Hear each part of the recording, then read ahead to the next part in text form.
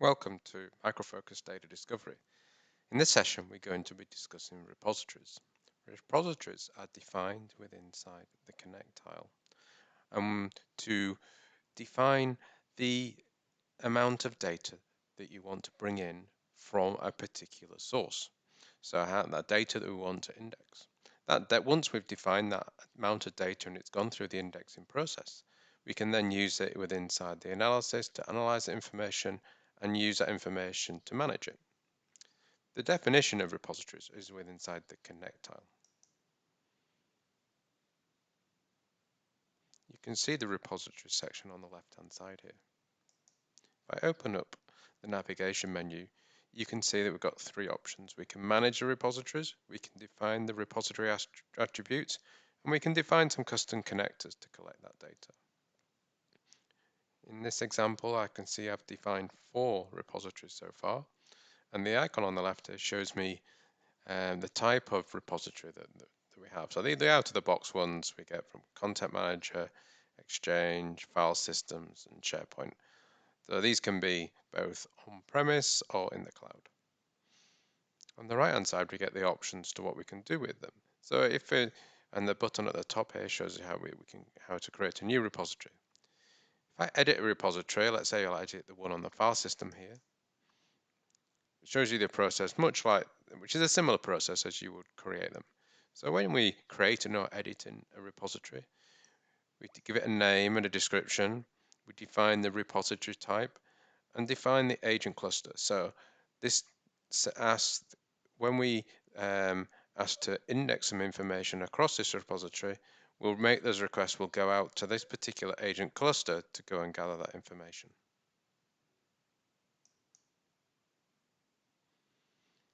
The primary capture rules give us the ability to define where to start capturing that information. So this will start in the file system, you give it a UNC path name.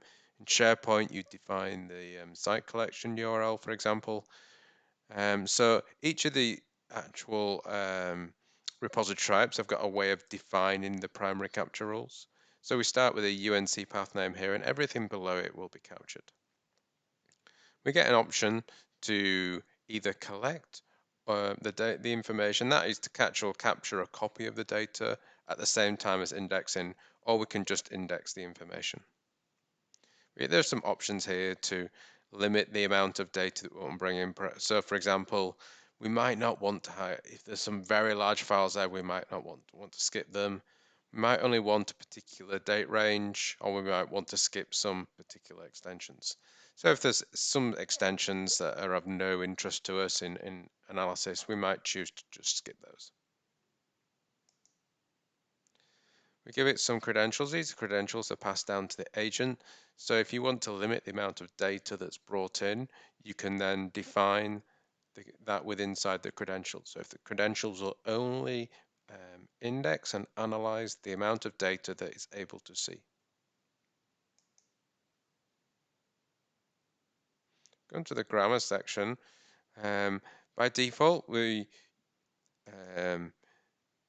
you get a limited set of grammars to be selected. This is so that when you're first doing a first pass through the information, you perhaps want to look for the most standard based grammars that provide useful information.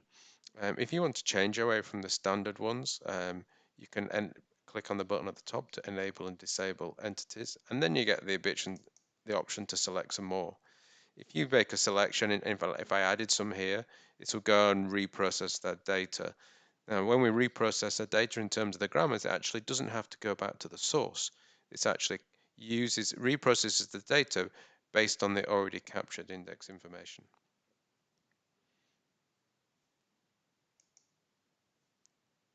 Get the ability to select some attributes. So this helps us in our analysis. So if I want to define this is the finance department's actual ownership of the data, I could perhaps set that. Then we get the schedule. So the schedule determines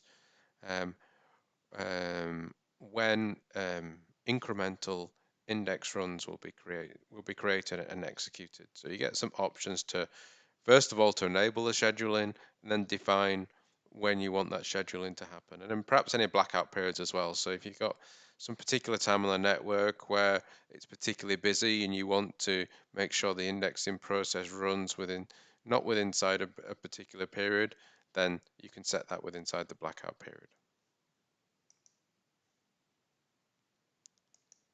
In the repository attributes, we can create a number of different repository attributes or add additions to them. So if I wanted to add another department in here,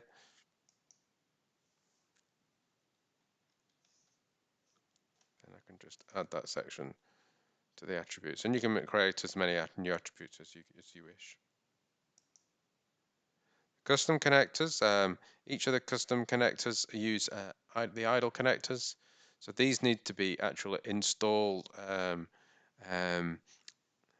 separately, but then we can register these custom connectors and any of these idle connectors that are available. So when you just create a new connector, you specify its name, its display name, and its connector port. Give it an icon. Each of them have got their own filter types and some connector configuration. So each of those are defined by the particular idle connectors. Once you've created your repository, all you need to do to kick off the indexing process is hit the update, and that will do actual start an indexing operation. And once those indexing operations are executed, you can track the activity through the agents. Here you can see a number of repositories here have had some tasks completed, and they've indexed a number of documents. Okay, thank you very much.